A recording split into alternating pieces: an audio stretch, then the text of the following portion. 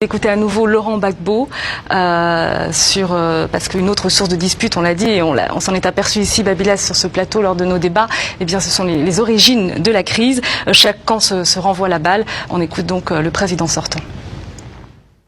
Le 24 décembre 1999, c'est mon adversaire qui a fait le coup d'État. Et les preuves surabondent. Les preuves surabondent, ses propres déclarations, les déclarations de ses amis. Les preuves surabondent et nous les produirons quand nous allons discuter à la télévision en France.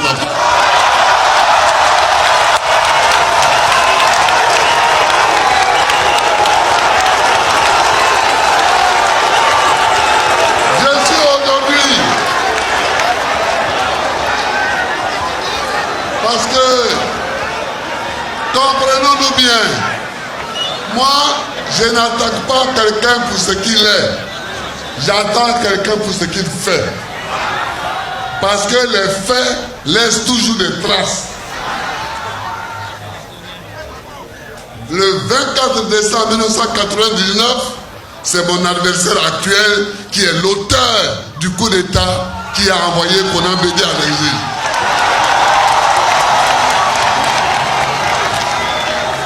Et quand Guy Robert devait assurer la transition pour son compte, quand il a vu que Guy Robert s'installait, en septembre 2000, il a fait une autre tentative de coup d'État contre Guy Robert. C'est ce qu'on a appelé le complot du cheval blanc. Souvenez-vous, il ne faut pas que les Ivoiriens oublient d'où nous venons.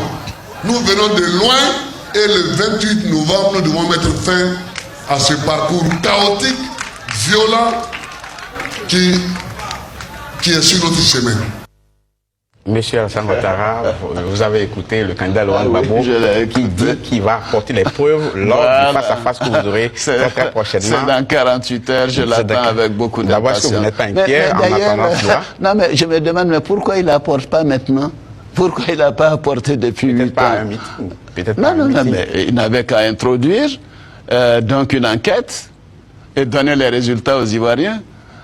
À 48 heures de notre débat, mais vraiment, je veux avoir du respect pour la fonction du chef de l'État. Autrement, j'aurais dit c'est un comédien. Et j'aurais dit plus que cela, mais je ne veux pas être discourtois. Il faut arrêter. On ne peut pas. Le 24 décembre, c'est Alassane Ouattara. Quelles sont les preuves? Aucune. J'étais en France, j'ai appris comme tout le monde qu'il y avait un coup d'État qui se déroulait. Et après cela, je suis rentré dans mon pays.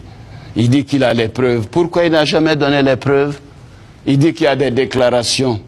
Oui, il y a eu des déclarations. Moi, je suis un homme honnête. J'ai fait des déclarations, mais lui, il en a fait aussi. Et il était à Libreville, Laurent Gbagbo. Le président Bongo lui a donné un avion pour l'amener à Lomé. Et de Lomé, il est allé à Yamoussoukro. Les uns et les autres doivent se souvenir que le président Bongo était un grand ami à moi. Et de Yamoussoukro, il est rentré par la route. Et il a commencé ses manœuvres habituelles. Laurent Gbagbo n'a qu'à arrêter de dire des mensonges, pardonnez-moi. Ce n'est pas dans mes habitudes de traiter un de mes compatriotes de la sorte. Mais il n'a qu'à arrêter de dire des insanités, des choses sans preuve. Il y a des faits et des traces. Mais s'il y a des faits et des traces, pourquoi il n'y a pas eu une enquête pour dire voici les faits, on arrête Alassane Ouattara? Parce qu'on a des actes, on a des éléments précis qui démontrent qu'il a fait le coup d'État. Rien. Pendant 8 ans. La transition pour son compte. Vous avez vu déjà en Afrique quelqu'un faire un coup d'État pour le compte de quelqu'un d'autre? Alors, et en plus de cela, je dis, qui a manipulé le général Gueye quand il était aux affaires? C'est Laurent Gbagbo. Tous ses conseillers militaires, juridiques et autres étaient du FPI. Et nous avons quitté, après 4 mois, nous avons quitté la transition militaire. Parce que nous n'étions plus d'accord avec la manière dont les choses se faisaient. Moi, je voulais une transition démocratique. Eux, ils ont organisé une transition manipulée. Ils nous ont exclus de l'élection présidentielle. le président Bédié et moi. Il sait bien que si nous avions été candidats, il n'aurait jamais été président de la République de Côte d'Ivoire. Alors, donc, écoutez, il faut qu'on termine. Vous lui avez donné la parole indirectement. Donc, je voulais dire la transition pour le compte d'Alassane Ouattara. Qui a fait la transition avec le général Gueye pendant toute la période? C'est lui, ce n'est pas moi. J'ai dit, nous sommes arrivés en janvier et en avril, nous étions en désaccord. Nous avons quitté le gouvernement de la transition. Lui, il a continué avec. Tous ces éléments importants du FPI étaient dans les postes clés. Finances, budget, commerce, ceci, cela. Alors, écoutez, pauvre général Gueye. Et après ça, ils vont l'assassiner. C'est quand même très grave de mentir aux Ivoiriens de la sorte. Moi, je l'attends jeudi soir. Je souhaite que le débat du jeudi soir soit modéré, soit vraiment un débat civilisé. Mais s'il s'amuse à sortir des insanités de ce genre, je suis désolé, il m'entendra. L'autre aspect de son intervention, c'est qu'il dit que vous auriez envoyé le président Henri Konan Bédié en exil. Qu'est-ce que vous répondez à cela? Moi-même, j'étais en exil. Alors, je ne sais pas. Mais vous savez, il y a une telle incohérence, ça me peine.